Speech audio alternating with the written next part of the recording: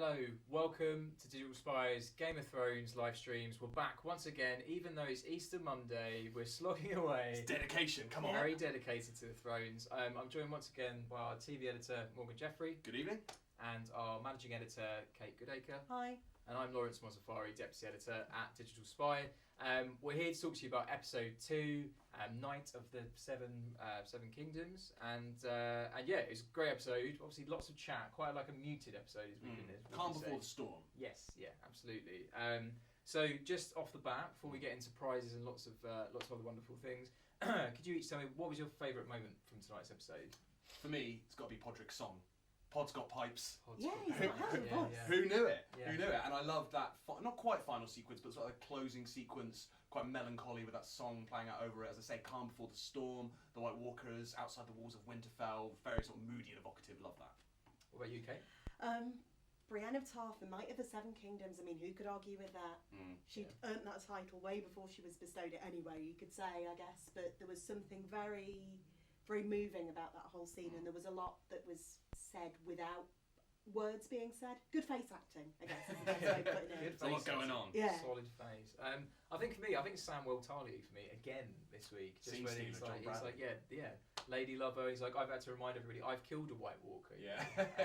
So that's absolutely brilliant. So, So Sam, big He yourself also up. seems very proud of stealing library books as well. He does. He seems to be mentioning that at every given opportunity. Yeah. all right, sorry, hard to. Yeah. So once again, we're giving away prizes to you for watching the Game of Thrones live streams. We're giving away a £25 delivery voucher, so you can snack away, get yourself some pizzas in or something whenever you're watching Game of Thrones next week or beyond.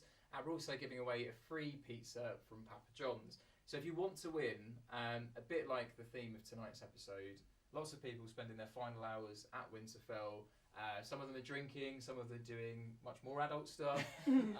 We want you to tell us which character from Game of Thrones would you spend your final night at Winterfell with, and why? Who would it be? Keep it clean or Yeah, don't. safe for work, please. But best answers win a delivery voucher and pizza. So, as I say, lots to talk about. Starting from the top, I thought it'd be good to chat about Dany and Tyrion. So they've kind of had this fractious relationship over the last couple of seasons and during these first 2 episodes as well. Where do we think that's going? Do we think there could be a rift in their future? I think we're just seeing her become more and more ruthless. You know, it's interesting. So in the last episode, you had Jon trying to convince Sam she's not like her father. And then in this episode, you had exactly the same conversation, more or less, between Tyrion and Jaime. She's not like her father, the Mad King. And I think that's where the show's driving. I think she's going to end up Mad Queen Daenerys. I said it last time, I'll say it again. Yeah, we were talking just before we came on air about how Daenerys had made a mention of the fact that the only person she trusted prior to Jon had been someone taller. So, by omission, does that imply that she doesn't fully trust Tyrion? Certainly not after sort of his recent activities. He is being a bit dumb, isn't he, Tyrion? Like Yeah. like Sansa said last week, he was like the sharpest, shrewdest guy in the Seven Kingdoms. And I do think I know why he trusted Cersei, but I still think that was kind of dumb of him. I feel there's been a lot of references to Tyrion's intelligence and stuff like that, and like how like he's not the most intelligent guy. I think that last episode when they make that comment, they then cut to Bran. It's like, well, it's obviously it's Branopedia now. He knows everything. However, they're also very keen to make sure Tyrion's not out there on the battlefield in harm's way, Yeah. because, as Dany says, she clearly rates his intelligence and his strategy and his eye for battle and planning, and you know she's keen to preserve that. Their plan to lure the Night King in is pretty terrible as well. So Can you run us through what is their plan again? well, so it's to use Bran as bait Yep. in the Godswood. But then when the Night King sort of jumps out, they'll just sort of Pop out from behind a tree. get in with some Yeah. dragons. But then you know he's got a dragon of his own. He can fly in. There's all kinds of strategic flaws to this plan. So if they lose Bran bait, then I guess Tyrion will again be the smartest guy in the Seven Kingdoms. This is true. Maybe that's why he's suggesting it. Yeah. Also, there's a comment made by Tyrion kind of talking about how his life might end. And he says, maybe I'll end up dead marching down to King's Landing to Cersei. I thought it was interesting there was no Cersei in this episode at all, and it seems quite likely the next episode is the big Battle of Winterfell. She probably won't be in that one, so she probably won't be until like maybe episode 4 or onwards. So yeah, what do we think of that comment from Tyrion? Do we think that's actually foreshadowing something that might happen, or do we think it won't happen at all because he said it? But yeah, he was sort of joshing about saying, maybe I'll become one of the undead and then I'll go to King's Landing and get Cersei. For me, there's of course that prophecy that Cersei's had haunting her since she was a child, saying that she's going to be killed by the little brother, which she's always thought meant Tyrion, which is part of the reason why she's always hated Tyrion. For me, that was more sort of a nod to the fans that Tyrion saying, maybe I'll go and get her. I think because they've now given voice to that theory, that in a way rules it out from ever happening. I now don't see that happening because Tyrion mentioned it. I think it was more just sort of a nod to the fans saying, we know you think that's one of the things that might happen, that's not going to happen. See, I'd read it the other way. I'd thought that maybe it hints that Jaime's doomed, and perhaps is Tyrion suggesting, oh yeah, I could do this, and there's no love lost there as well. There's that theory that because Jaime and Cersei are twins, but isn't there like a few seconds between them or something? Or a few minutes, So Jaime's like slightly younger, so he could also be the little brother. But then there's also another theory that little brother doesn't necessarily mean her little brother, so it could be the Hound. Right. Or just anyone who's a little brother in the show. Bran, it could be anyone. Yeah. I mean, there's a lot of people that want to kill Cersei, to be fair. She's still on Arya's list, which we got another reference to in today's episode. So Beric is not on the list anymore, and the Hound, I guess, isn't, because she's kind of hanging out chatting with him, so he must be fine. And Thoros of Myr is already dead, and there was a few other entries on there, but I guess like Cersei's kind of the only main player on there that she's still got beef with. I'm kind of getting the feeling that Arya's put her list to one side. There's more important things going on.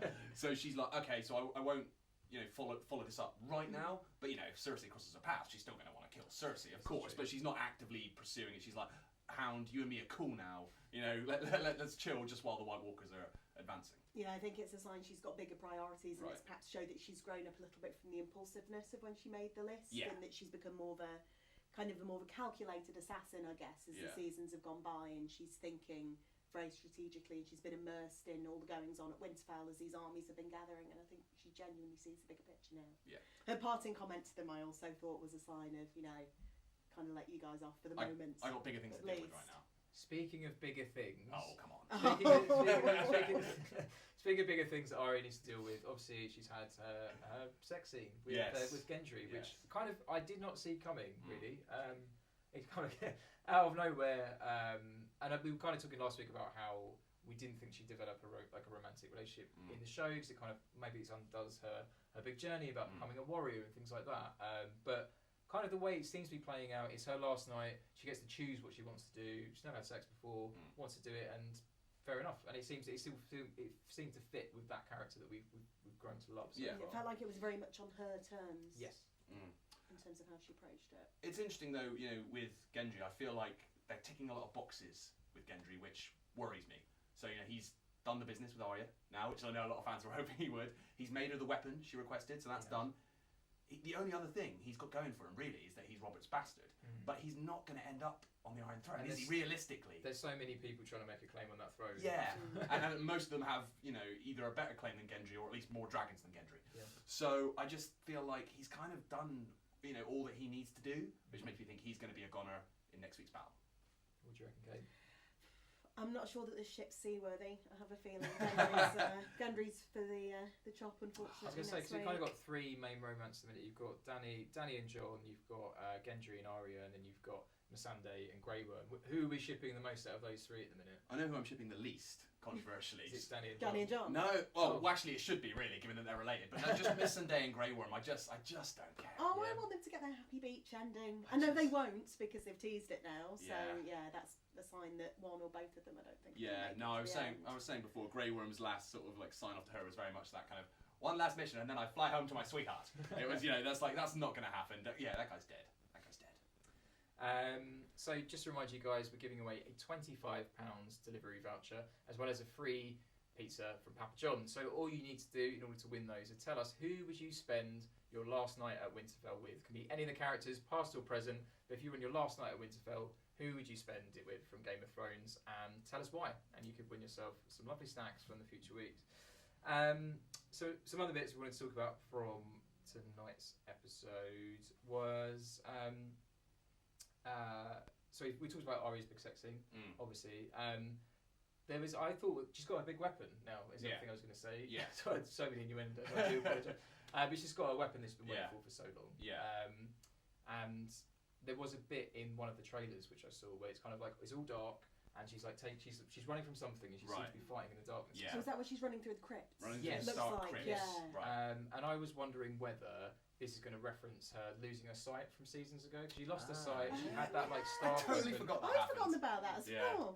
So maybe that sort of like those powers are going to come into play. Yeah. But also one of the questions we had from one of the readers was around the crypt. So obviously the Night King's army has turned up and there's lots of dead bodies already in the crypt. There's lots of Starks kicking around in there, and it seems to be the safest place in Winterfell at the moment.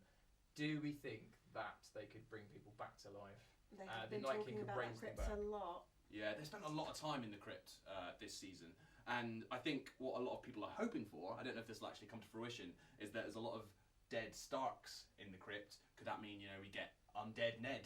Do we get, and also, could get undead Catelyn Stark, which then means you get Lady Stoneheart, which was sort of zombify Catelyn, which happened in the books. Hasn't happened in the TV show. It's kind of one of the biggest omissions from the original books. Maybe that's a way they could sort of touch on that, give a nod to that possibly. I personally don't see it happening. I do think maybe we'll see some dead Starks rise up from the crypts, but I don't imagine we'll see Sean Bean and zombie makeup lumbering towards Maisie Williams. Can't see it. I did wonder if they kind of ticked off the Lady Stoneheart thing with Cold Hands. So obviously he just came and then disappeared as quickly as he arrived last season. That was a real thing of we're running out of time and we got to tick a box here. It's like Cold Hands, the thing from the books. He's dead now. Don't worry about it. Run. John doesn't get any explanation. He was like Uncle Benji, and he just got. I'm Cold Hands. That was it. So he talks about Arya's kill list. Obviously, a huge moment in the episode, which is one of your favourites, Kate, was Brienne getting knighted. Oh yeah. Yeah, just a fantastic scene. I thought I had a little cry. I'm not ashamed to admit that. And then when I was making my dinner, my housemate was watching it. I nearly had another little cry again because I could hear it from the living room. No, I just thought beautifully acted scene. Yeah. I thought it showed a lot of the dynamic between Brienne and Jaime. I know that the showrunners have spoken on inside the episode and they've acknowledged that Brienne has feelings for Jaime, whether they will be. They've said that the L word is that she's properly in love, whereas we were kind of talking about, we thought it was more of a respect thing. Well, I mean, I think it is as well. I mean, love doesn't necessarily have to mean romantic love, although maybe they said it was romantic love. I personally have more always seen it as a mutual respect, especially in this episode. You see really Jaime's respect for Brienne. And I think as well, in the past we might have seen him flirting with her a little bit, but I always felt like that was more just to kind of unnerve her a little bit and freak her out. That was like early seasons Jaime. Yeah, it was just like, Jaime. Bit of a cad. Yeah. And it was just Jaime playing mind games with her because he knew, it wasn't like she was responding. She was like, "What are you doing, dude?"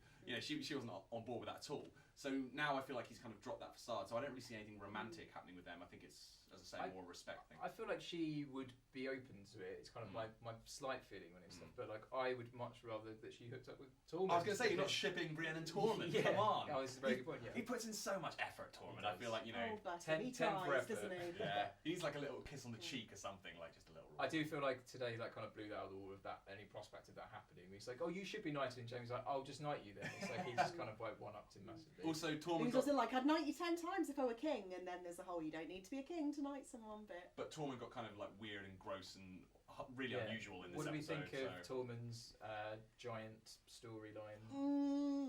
I assumed the Not whole keen. thing about Tormund suckling from a giant teat.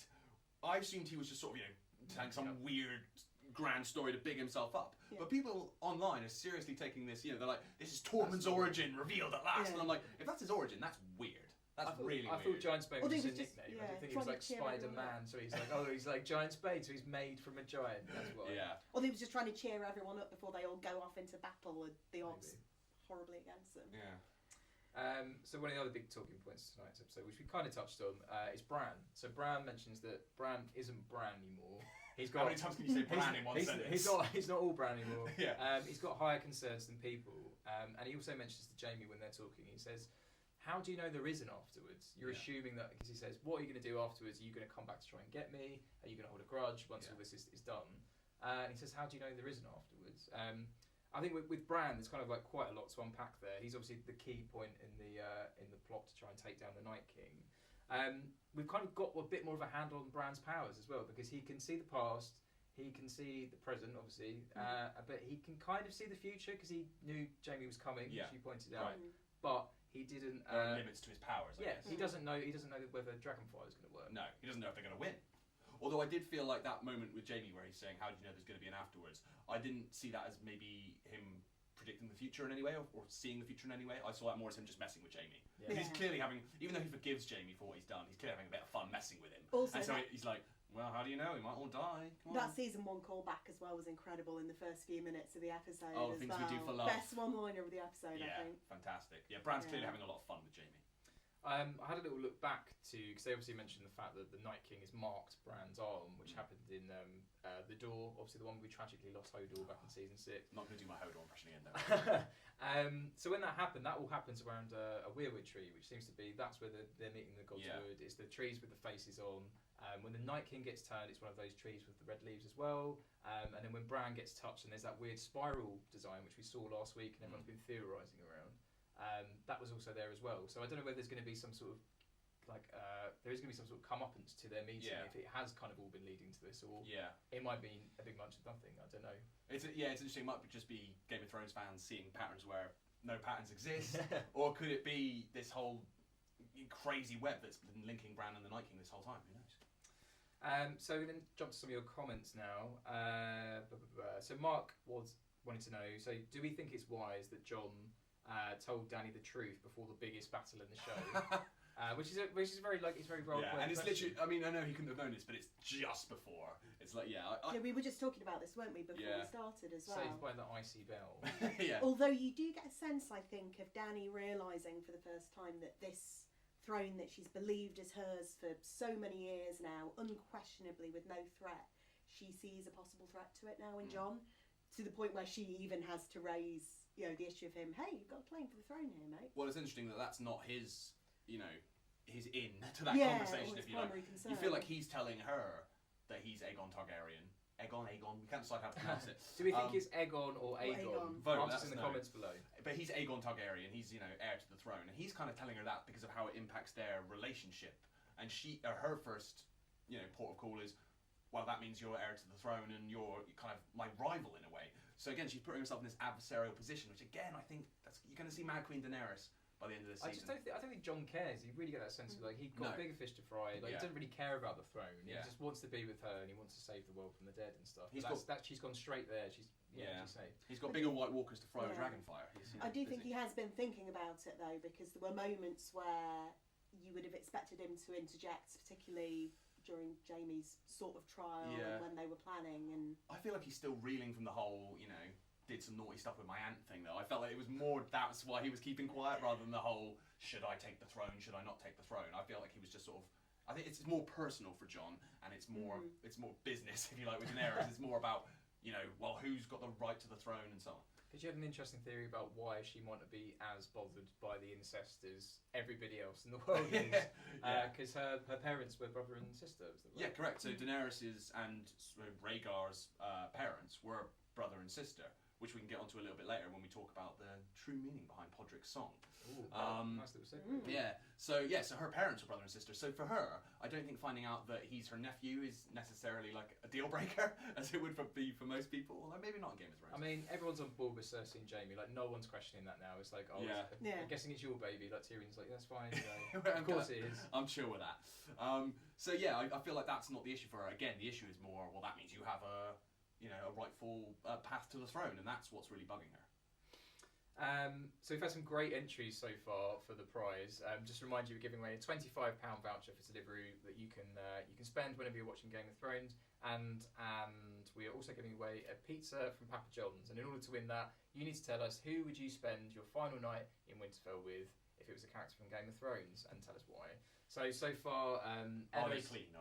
I'll try and censor them live as much as I can. So Ella's mentioned that she would choose Tyrion. She most likely spends her last night with him because she thinks it would be hilarious. Agreed. A few laughs in your last night, that's fair. Yeah. And some wisdom. Drinking into the wee hours with Tyrion, I'm on board with that. Stacey's gone for Tormund. Laura's gone for Grey Worm. Also known as Jacob Anderson, aka Rayleigh Ritchie. He could sing to me. Maybe. Every character in Game of Thrones singing that. Everyone can sing apparently. Grey Worm doesn't strike me as much of a singer, bit of a stoic. No, but then I didn't see it coming from Pod either. And then he knocked it out of the park. I do fear for Pod a bit now, because he's kind of like, as so much of the show is about these like underdogs coming out on top at the end. He's, he can sing now. He's a pretty good warrior now. He's looking a bit more handsome. He's got a good haircut going on, a bit Yeah. stubble. He's gonna die. Yeah, Pod did get hot all of a sudden, He didn't did, yeah. He glue up. Glow up? He had a glow up. he? He glued up. He glued up. Yeah. So Anne-Marie Stevens said that she spent her last night with Jamie. I reckon I could show him how to make the most of the golden hand. I thought you were going to clean these up. I mean, come on. I'm attempting. There's more. Mr. Woody mentioned that Mr. Woody88 over on Instagram mentioned he'd take Jorah Mormont to Nando's and make him pay. Okay. Thank you. Yeah. Sure. And Lisa Toe says Tormund, suckling giants. What's it? Yeah. Made me crack up, which is fair. I think it made everyone laugh. Yeah. As well. Sophie's also gone for Tyrion because he drinks and he knows things, which I think is completely fair as well.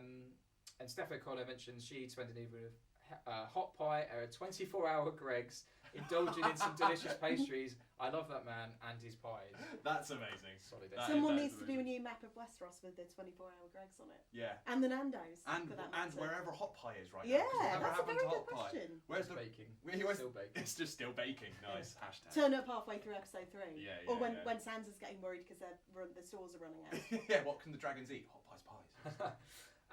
So quickly before we wrap up, you mentioned about Podrick's song, so it's the one that I did. closes the episode. Yeah. Florence and the Machine, that's it singing. It's the lady herself singing it on the credits. Yeah. There's a bit of a deeper meaning to that, which I was hoping you might be able to Which- explain for us. Yeah, I can, but I will have to consult my notes because this is complex. So essentially, the song that Podrick is singing is Jenny's song, and it tells the story of Jenny of Oldstones, who is a character from sort of way back in Westerosi mythology, and she was married to Prince Duncan Targaryen. He's a Targaryen ancestor, and Prince Duncan sort of gave up the throne. He was meant to be married to someone else. He gave up the throne to be with her, which some fans are seeing as a kind of a hint maybe that Jon will do the same for Daenerys. So there's that. But also in this story of Jenny of Oldstones, Jenny was friends with the ghost of Highheart. Stay with me. So Jenny was friends with this ghost of Highheart, who was kind of seer. She could prophesy things. And she prophesied that Did a prophecy. she did a prophecy that the prince who was promised, he's been talked about a lot in Game of Thrones. The prince that was promised would be born from the bloodline of Prince Aerys II, who's the Mad King, Right. and his sister, again back with the incest, Princess Rhaella. So essentially, she said that if these two get together, their kids, one of them will be the prince that was promised, or their offspring. So, it's Game of Thrones, everyone's cool with incest apparently. Their dad wed them, and then they had several children, but the ones that lived to adulthood were Daenerys, Rhaegar Targaryen, and Viserys Targaryen. Now that means that Daenerys could well be the princess that was promised, she's within that bloodline, but it also means that Jon Snow could be the prince that was promised because he is the son of Rhaegar Targaryen. And that's all somewhere within the song that Pod was singing. It does feel like if we were going to pick someone to be the prince that was promised, like Jon on paper seems like a logical option. Yeah. But then he just he's had everything in the show. He's been the hero. He's been king of the north. He's come back to life. Like, what hasn't he done? Whereas Daenerys is a bit more of a wild card almost. Yeah. And also like Jon would be such a dull choice because he is kind of the lead character. Oh, he's another great thing. Yeah, exactly. He's the hero. He's our savior. It's kind of dull. Whereas, maybe if Daenerys is the savior, but maybe it's in a weird roundabout sort of way. So something she does accidentally leads to the downfall of the Night King. I don't know. Wasn't it Miss Sunday who pointed out a season or two ago that it was the prince or princess? Correct. Which is Daenerys had a translation wrong. Yeah, which is so it could well be Daenerys is the princess that was promised, or it could be Jon or Jamie, or there's so many theories as to who Azor Ahai, the prince that was promised. Oh, is this the Jamie's a secret Targaryen theory? Well, he could be a secret Targaryen. He could be the prince that was promised. But the prince that was promised is essentially, the savior of all Westeros, who's going to deliver them from. And he's the one that carries Lightbringer. Is that right as well? I think that's right. Involved. Yeah, Lightbringer's involved somehow. If you guys have a theory about who is Azor Ahai or who is the prince or princess that was promised, then please do let us know in the comments below. Also, last chance to enter our competition to win a £25 delivery voucher or a Papa John's pizza. So just tell us, who would you like to spend your final hours with at Winterfell and why? So just before we wrap up, next week we're staring down the face of the Army of the Dead for this big, massive, epic battle. As we've mentioned, there's lots of people that seem to be wrapping up their storylines, like Unfortunately, Podrick isn't looking much longer for this He world. may have sung his last song, I Yeah. think. Gendry, what else? What else has he really got there to do? Yeah. Like the Hound, people like that. Beric Dondarrion. No, but the Hound's got Clegane Clegane Bowl. Yeah. Clegane Bowl, yeah. Clegane Bowl, Clegane Bowl, Clegane Bowl? Clegane Clegane Bowl. Bowl. He's got to fight the So mountain. go bowling Yeah. with it. He's got to fight the mountain. But there's a few characters, Ser Jorah, what's he, let's be honest, Jorah, yeah. what's he really doing? So we think, people that possibly could be dying next week. Jorah, Gendry. Ed, Yeah. because of the Ed's whole "this it. is our last watch" business. Yeah, Grey Worm. Grey Worm, yeah. I'm worried about Lyanna Mormont. Yeah. What about Sir Davos? I think reckon one of the elder intellectual people got to go. Where's Varys in this episode? There's no sign of it. He's just lurking in the background. He was in the gathering when they're all stood around the map. Fairly Right. certain But he he was there. didn't get his kind of, and I know that he has to die when the Red Woman comes back. but she has to come back for that to happen. Yeah. So he may be safe to it. I think Davos is safe only because he kept talking about the fact that he has no battle experience. He's like, oh, no battle experience, and I've survived 2 battles. And it's like, I think the fact that they keep emphasising that, if he was like, I'm well great at battles, then it'd be like, and then he dies, it'd be like, oh, okay, irony. But I don't see, him talking about how rubbish he is at fighting, and then him to die. There's Yeah. not much of it. There's not much. Is there a of it. major one we think could die? Could it be like a I think Tyrion or a one Jaime? of Jaime or Brienne. Well, Yeah, I think like Brienne could go. talking about characters wrapping up their arcs, Brienne getting Yeah. what she wanted. She becomes a knight, and then she leads this incredible charge against the White Walkers and the Night But King. would they kill both Podrick and Brienne in a double-headed? Oh, that'd be too That'd be- much, wouldn't it? oh. But I They've feel got to save some people to kill later. That's the thing. yeah, they've still got 3 episodes. I suppose. That's an interesting way of looking at it. Yeah. cheery. Some cheery people those might things. actually survive. You never know. Yep. But then there was the whole exchange that Jaime and Brienne had where he said, be honoured to serve under a command, and whether that represents a bit of the passing of the torch, and then obviously him knighting her as well, whether True, he maybe. thinks it could be his last battle. And Jaime could die. Yeah, and Brienne carries on his legacy, perhaps.